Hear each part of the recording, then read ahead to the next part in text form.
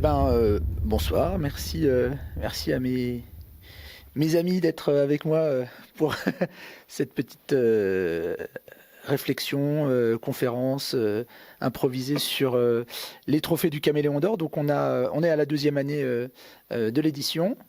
Le Caméléon d'Or, donc c'est un trophée qui récompense l'illustration de jeux de société. Il a été pensé d'abord pour mettre en avant le travail des gens qui sont un petit peu invisibilisés quand même depuis des années sur la dimension du jeu de société. Et puis surtout aussi faire un lien avec les artistes de demain.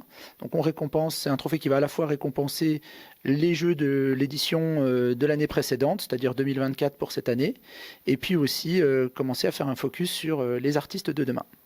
Alors pour ça, en fait, on a un fonctionnement qui est assez simple. On a un appel à candidature sur l'année 2024, donc les jeux édités jusqu'au 31 décembre 2024.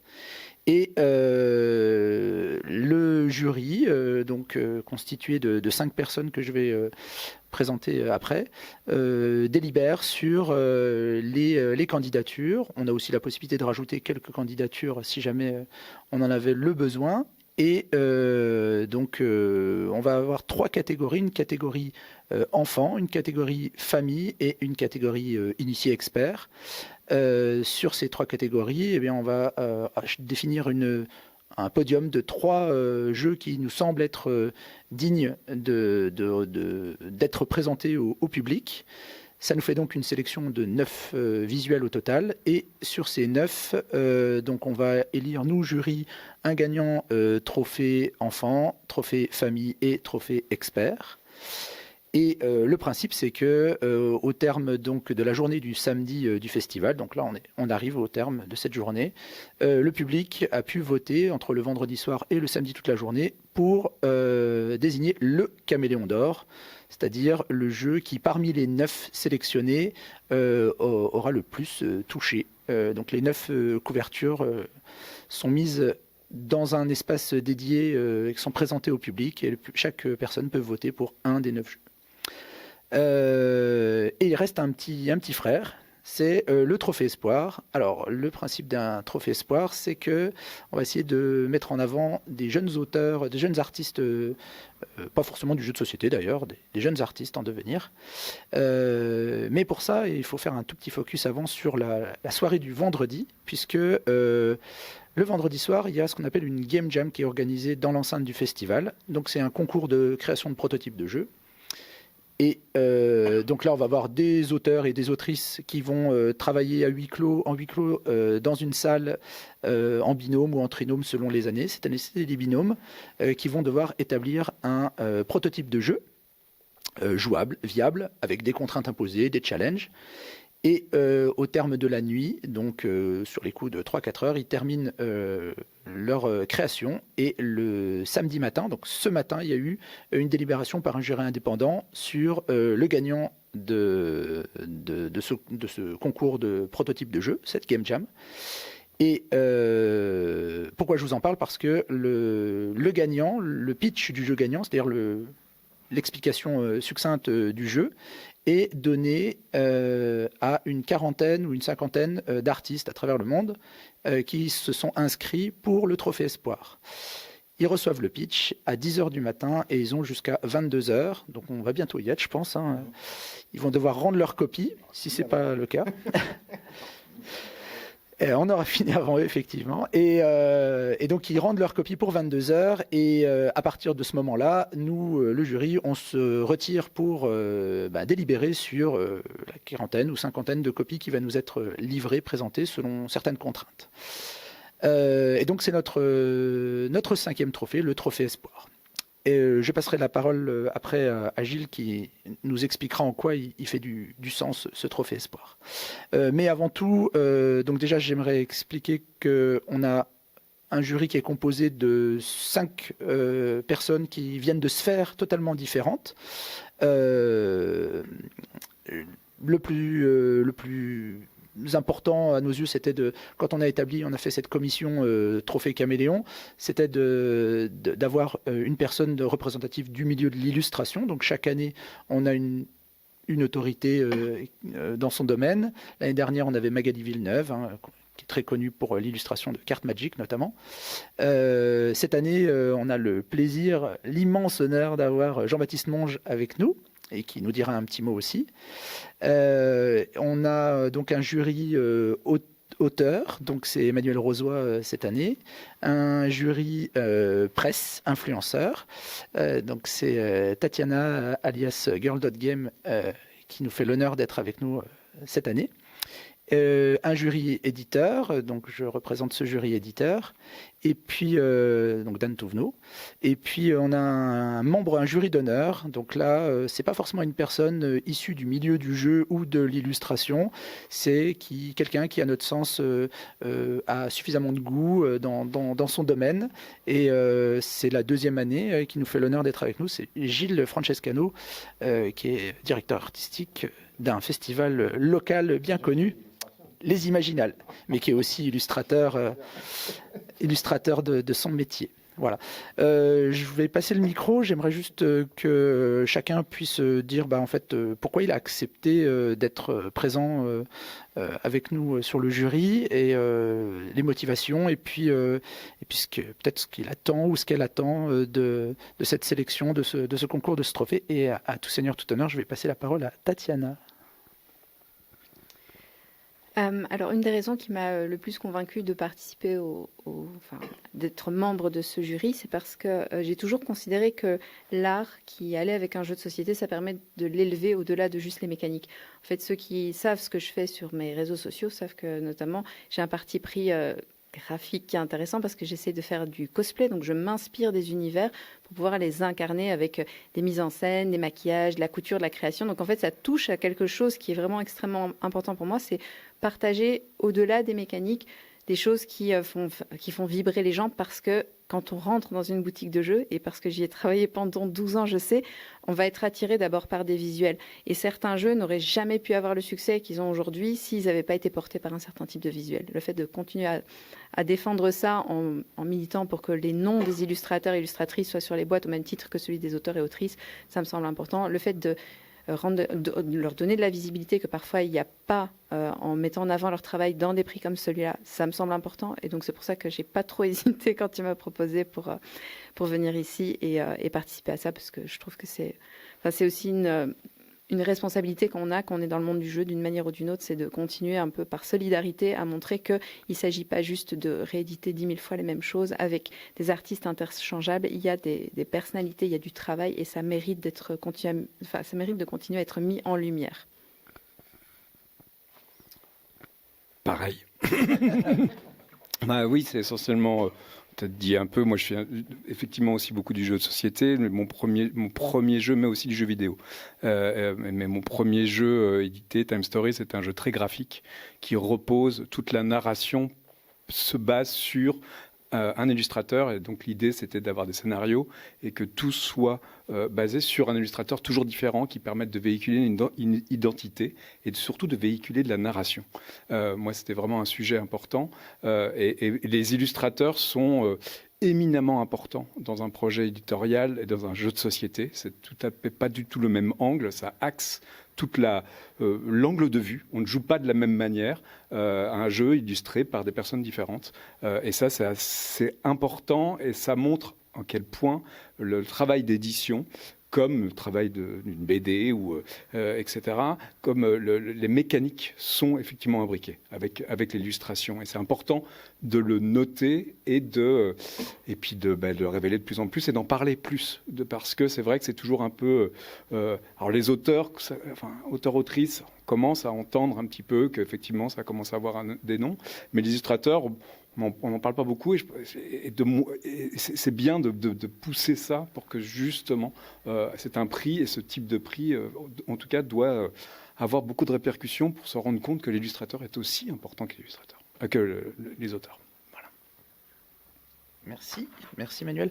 On va passer la parole à Jean-Baptiste, parrain de l'édition 2025. Bon, alors il va falloir trouver quelque chose. Bon, en fait, l'image, moi, ça fait 30 ans que je fais de l'image, donc, et l'image a ça d'important, c'est qu'elle véhicule beaucoup plus de choses, beaucoup plus rapidement que des mots, en général. Si on prend des choses comme Disney, une époque qui écrasait leur auteur derrière, et qui n'apparaissait jamais, d'ailleurs, sur les images, ni dans les bandes dessinées, ni leur nom n'apparaissait.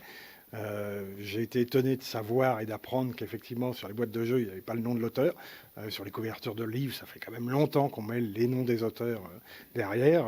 Ça véhicule effectivement de l'histoire. Et puis c'est aussi l'image que les gens vont garder en premier avant de lire. C'est pareil pour le jeu, je présume. Et c'est, je pense, une juste reconnaissance et naturelle d'avoir au moins le nom de l'auteur dessus. D'autant qu'il ne fait pas que faire la publicité, en gros, pour une boîte de jeu, mais il apporte aussi sa touche et son univers dedans. Donc voilà, donc je suis étonné que ça n'arrive que maintenant, dans un sens, puisqu'on arrive à un pendant et puis une époque un peu bizarre où les machines pourraient bien nous remplacer aussi pour le faire. Donc commencer à parler d'auteurs, je pense que c'est d'autant plus important, puisque on a tendance de l'autre côté à essayer de les mettre plutôt à la porte et sous le tapis. Donc je pense que c'est effectivement bien de reconnaître que l'image, elle doit rester avec un vrai créateur derrière et qu'il y a une véritable identité là-dedans. Donc voilà, pour moi c'était important. Je ne connais pas grand-chose au jeu, c'est vrai, c'était pas mon rayon, mais j'adore l'illustration et c'est quelque chose qui m'a toujours touché. Donc les boîtes de jeux en général, je les regardais plutôt pour ce que ça m'évoquait. Je suis pas très grand joueur, mais je sais qu'une belle boîte de jeux m'a toujours attiré de toute façon. Je dois avoir quelques jeux chez moi auxquels j'ai jamais joué, mais rien que pour l'image. Donc voilà, pour moi c'était important. Et puis je crois que c'est important pour les générations futures. J'ai donné des cours à Montréal quand j'étais au Canada, et je pense que c'est extrêmement important d'avoir encore des créateurs à notre époque, pour pas que tout ça soit nivelé par le bas et puis disparaisse dans un gap pendant 50 ou 60 ans. J'espère que ça va continuer. Donc voilà pourquoi je suis là, en tout cas. J'ai passé la parole à Gilles. Merci. Alors moi, en vous écoutant tous là et toutes, j'ai envie de rebondir sur chacun. Enfin, il y a plein d'entrées, de manières d'aborder je trouve, le sujet. Mais en premier, sur ma raison d'être ici, en fait, et puis l'engouement et l'intérêt que j'y porte, en fait, à Jeux et compagnie. Je trouve que déjà c'est parce qu'on est à Épinal, il faut quand même le rappeler, hein, on est quand même dans la ville de l'image, donc pour moi c'est tout à fait légitime qu'il y ait un prix consacré à l'image dans un domaine qui d'habitude ne reconnaît pas forcément ces auteurs-là, en fait, ces illustrateurs, et que ça se passe dans le salon du jeu consacré dans cette belle ville d'Épinal. Donc déjà, ça c'est, je pense, une vraie raison, et qui est certainement sous-jacente à tout ça, mais qui est forcément là, et je pense que il n'y a pas de hasard que ce salon et que ce prix du Caméléon se retrouve à Épinal.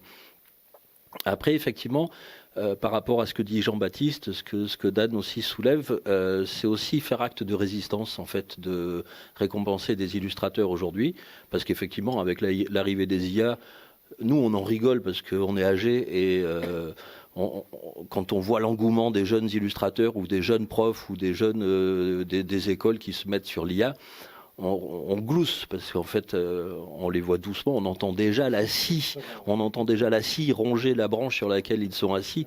Donc moi, je m'en fous complètement. Je sais que dans 10 ans, il n'y aura plus un seul illustrateur vivant de son travail en France. Mais ça, nous, on le sait, en fait, parce qu'on a vu le marché, en fait. On a vu le marché évoluer depuis les années 80. Et on le voit bien que ça n'a jamais été en s'améliorant, en fait. Et donc, mettre ça en avant aujourd'hui avec le Caméléon d'Or, c'est vraiment un acte de résistance par rapport à cette profession qui est totalement illégitime. Puisque moi, quand j'ai commencé, en fait... je me rappelle avoir rencontré un de mes idoles assez jeune, en fait. Ça faisait peut-être 2 ans que j'étais dans le marché du livre à l'époque. Et je rencontre Sweet Mac et je lui dis, je ne sais pas si je dois vous remercier ou vous étrangler, parce que le fait d'avoir admiré votre travail m'a fait croire que c'était un métier, en fait. Et je me suis vite aperçu que c'était pas un métier, en fait, parce que c'est comme ça qu'à l'époque, j'avais monté, par exemple, l'association Artefact, parce qu'il n'y avait aucun organisme de défense des illustrateurs. Et aujourd'hui, ça va pas beaucoup mieux en fait pour les illustrateurs. On sait qu'il y a eu une énorme étude sur la bande dessinée, mais si on faisait la même sur l'illustration, ça irait pas beaucoup mieux, je pense. Enfin bref, je vais pas jouer les pleureuses ici. Mais voilà, j'ai envie de clôturer le schéma, le chapitre acte de résistance, parce que vraiment c'est ici que ça se passe, et j'invite tout le monde à venir voir effectivement le salon, même si je ne suis pas joueur. Et alors là, par exemple, pour rebondir sur ce que disait Dan tout à l'heure, parce qu'il m'a présenté comme n'étant ni dans l'illustration ni dans le jeu, et en fait, alors c'est vrai que je suis pas du tout joueur, et alors là, je m'en défais, j'en suis presque désolé, mais vraiment cette fibre, elle ne m'a pas du tout touché. J'ai joué, bien entendu, j'ai eu une enfance normale à peu près.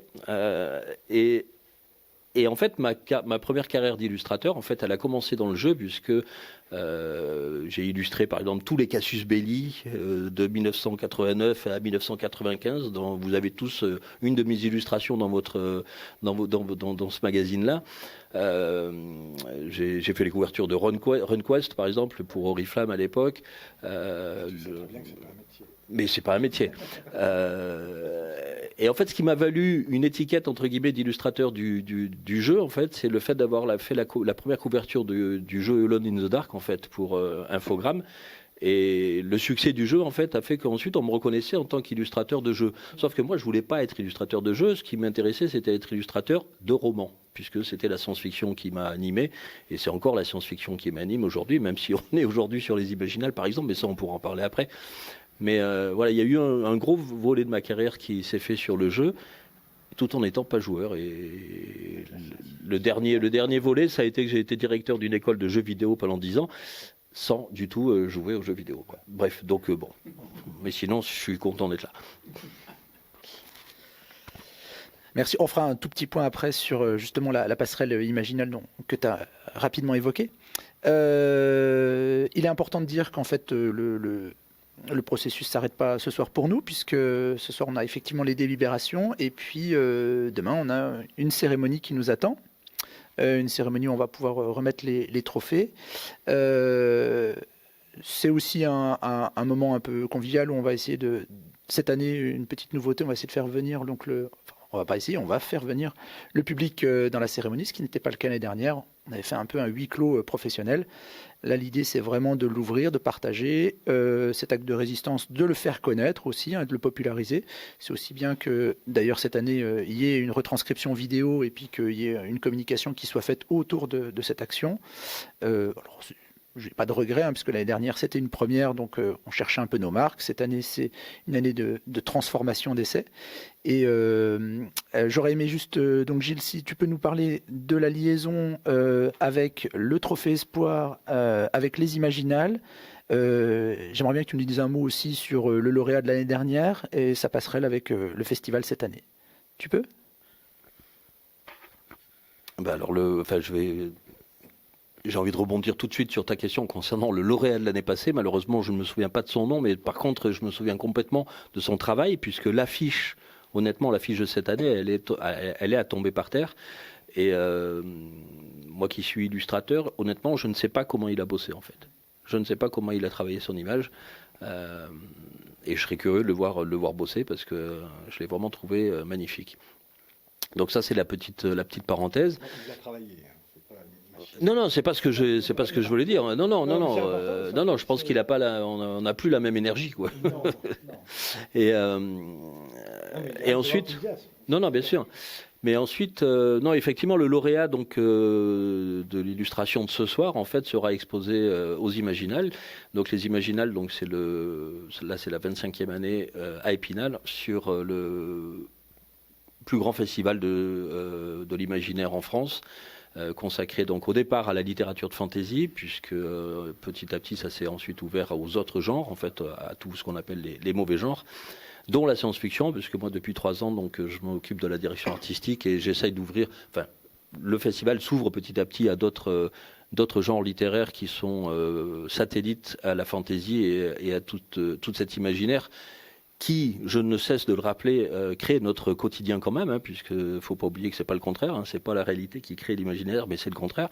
C'est bien l'imaginaire qui crée la réalité dans laquelle on vit. Donc, ce qui me plaît, moi, dans les réflexions qu'on met en place pendant les 4 jours du festival, c'est faire ressortir le public avec un temps de réflexion supplémentaire sur les discussions, sur les thèmes abordés, en espérant que dans leur propre imagination, dans leur propre manière d'appréhender leur quotidien, il y a peut-être des petites graines qui seront restées et faire en sorte qu'on vive mieux ensemble, en fait. Donc c'est un petit peu l'idée. Cette année, le thème, c'est hors norme. Donc il y a eu un énorme travail parce que l'idée, c'était de travailler aussi sur le handicap, sur l'accessibilité. Là, tu parlais de la population invisibilisée des illustrateurs. Et malheureusement, dans nos cités, il y a des tas d'autres populations aussi invisibles. Et du coup, l'idée, c'est de donner un petit peu le sujet de réflexion à partir d'auteurs qui passent leur temps à réfléchir sur le demain, en fait. C'est un peu l'idée. Donc, j'ai hâte de voir quels sont les débats qui en ressortiront. Et moi, je suis très content que les Imaginales soient associés par ce prix de l'illustration à Jeux et compagnie, puisque c'est une manière, effectivement, pour reprendre le prix de l'espoir, en fait, de donner un peu de l'espoir et de mettre un peu le pied à l'étrier à ces jeunes illustrateurs, ces jeunes artistes, puisque effectivement le travail manuel compte encore, même si on travaille sur Photoshop aujourd'hui et autres, mais on est encore plus près de la machine. Plus près, tout en étant dans la machine, on est quand même dans l'acte de création, en fait. Et c'est intéressant. Enfin, ça me fait rebondir sur, par exemple, l'évolution des techniques. Parce que moi, au départ, j'ai par exemple commencé avec l'aérographe. J'ai beaucoup travaillé à l'aérographe tout au long de ma vie, en fait. Et à l'époque, on me disait, mais tu es déjà loin du papier, en fait. Tu travailles plus. C'est pas de la création, c'est l'aérographe. Après, Photoshop est arrivé. Et on se disait, mais tiens, t'es encore plus loin, mais par contre, t'étais encore créateur. Et là, les IA qui arrivent, et là, on essaye de nous faire croire qu'on est encore créateur. Et c'est ça qui est génial, parce que moi, je trouve que ce qui est intéressant dans les réflexions, par exemple, qui sont mises en place sur les Imaginales ou sur d'autres festivals où il y a des tables rondes, des conférences avec des auteurs qui passent quand même leur vie à réfléchir à des problèmes de société, c'est quel est le récit qu'on nous a donné à boire, en fait. Et aller interroger le récit. Et c'est pour ça qu'aujourd'hui, moi, je trouve que c'est intéressant ici, par exemple, de savoir qu'il n'y aura pas de travaux d'IA récompensés, que l'intelligence artificielle ne sera pas récompensée à Jeux et compagnie. Enfin, en tous les cas, tant que tu seras vivant, si j'ai bien compris. Parce que le récit, il n'a pas été galvaudé, en fait. On est resté sur quelque chose qui parle du métier, qui parle du travail, qui parle de la création. Et je pense qu'on se serait vite aperçu, si on avait invité Jean-Baptiste Monge, à récompenser un travail fait par l'IA, quoi. Je pense qu'on serait tous à moitié en sang et on serait en train de faire une zombie walk, pas plus, quoi. Donc merci. Je voudrais faire un tout petit aparté sur les trophées physiques. En fait, chaque année, donc, on a une démarche un petit peu particulière, puisqu'il y a une vraie ligne budgétaire qui est accordée.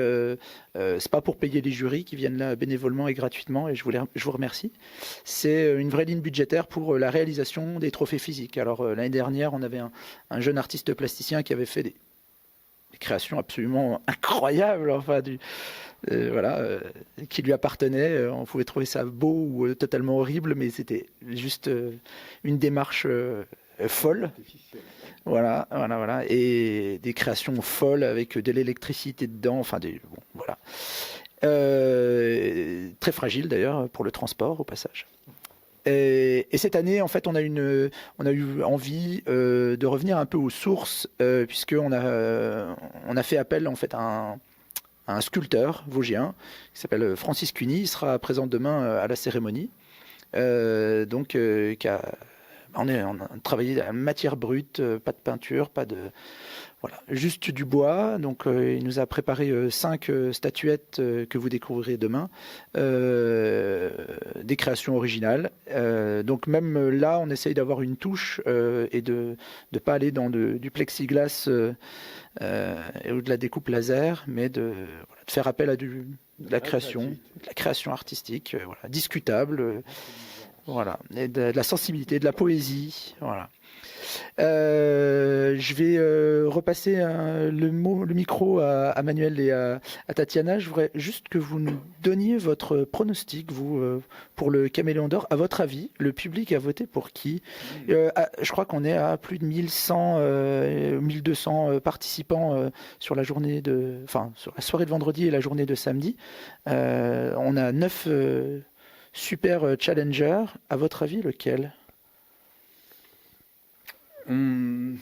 Très compliqué, mais je pense que Monstrelicious a quand même de bonnes chances. Voilà. Je me dis, vu le profil d'un public qui est plus familial, je crois que les très très belles couleurs de Sepio, ça va parler aux gens. À mon avis, Refuge, il est original, il se démarque vraiment très très fort des autres et peut-être que celui-là, il peut attirer. Donc moi, je mets ma pièce dessus. Sur Refuge. Oui, et au passage, d'ailleurs, il faut préciser que Sepio, c'est incroyable.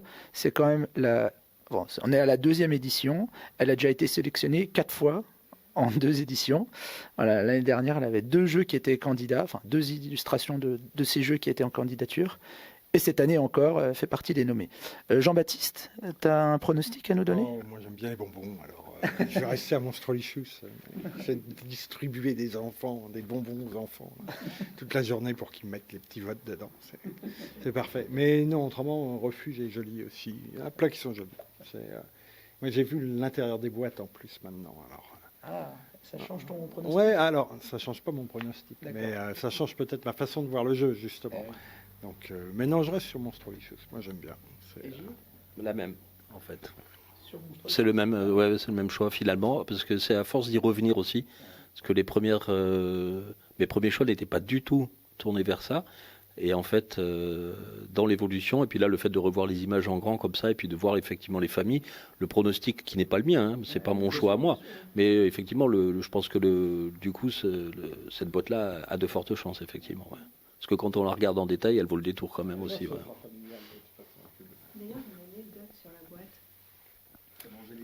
Voilà, c'est ça mon anecdote, c'est juste ça. Non, il se trouve que chez l'éditeur, ils ont des illustrateurs, des graphistes, des DA en interne, et c'est le gars qui a eu la bonne idée d'avoir la boîte vitrée, de montrer l'intérieur en mode donut, etc. C'est aussi l'illustrateur de Concept Kids. Ah oui. Donc rien n'est laissé au hasard. Moi, mon pronostic, il est peut-être un peu plus consensuel. Je pense que le public va aller sur Unconscious Mind. Donc je propose qu'on mette un billet, quoi. Faut aller au bout de son engagement. On part sur 50, on est bien, hein? Okay. Je suis joueur, hein. On se refait pas. Voilà, merci beaucoup. Est-ce qu'il y avait quelqu'un qui voulait rajouter un mot? On se retire pour délibérer? Ok, donc on a une 50aine d'illustrations à aller délibérer. Restons très positifs pour l'illustration quand même. Il lui donne 10 ans, je lui donne beaucoup plus que ça. Ah oui, bon, le pronostic vital de l'illustration est un peu meilleur, du côté de Jean-Baptiste. Merci beaucoup à vous les jurys, vraiment c'est un plaisir d'être avec vous. Et puis on se retire, on va aller travailler. Et on se retrouve demain matin pour la cérémonie des Caméléons d'Or 2025. Merci beaucoup.